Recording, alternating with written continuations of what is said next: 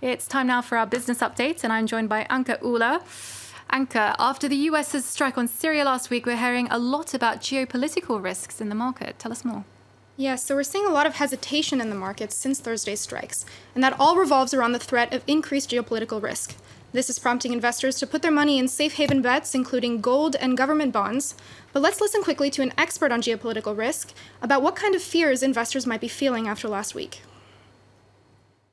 There is certainly a risk that as a consequence of this military strike, we will see an escalation in the Syrian civil war involving Russia, perhaps Iran, as well as Lebanese Hezbollah, because we do not know how these actors are going to respond to this recent development. And so how are the markets reacting this morning to those risks? Well, Europe opened red across the board, all except the Frankfurt DAX, which was hanging on about 0.01% in the green. London FTSE down about 0.1%. Asian markets are a mixed bag, however, recovering some of the losses from last week. Tokyo's Nikkei closed up about 0.7% thanks to a weakened yen. Hong Kong is completely flat, and Kospi, actually, in South Korea, is feeling some of those geopolitical effects. They're on track for one of their biggest one-day drops in a month after the Pentagon deployed aircraft carriers to the waters near the Korean Peninsula.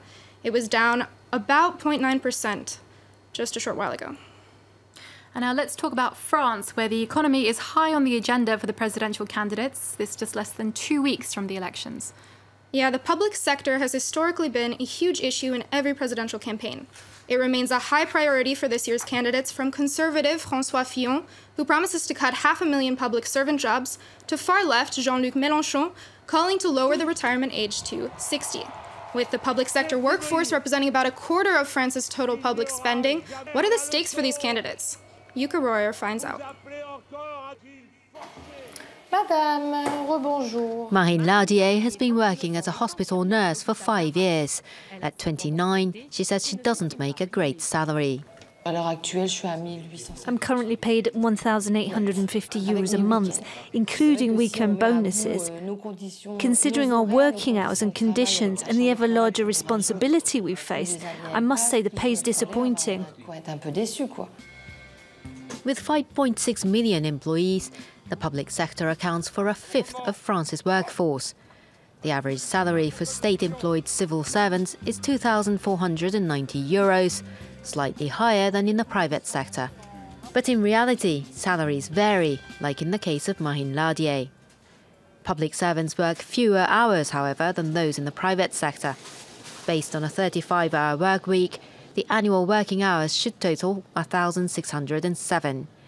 In the public sector, the average is below this figure. But here again, working hours vary depending on the types of job. Jean-Luc Milly, a veteran nurse with 35 years of experience, says he regularly has to work overtime. The official closing time is 8 p.m., but sometimes we still have patients at 10 or 11 p.m. There aren't fixed working hours, really. Public servants go into retirement a little earlier than private sector workers, on average before they turn 61.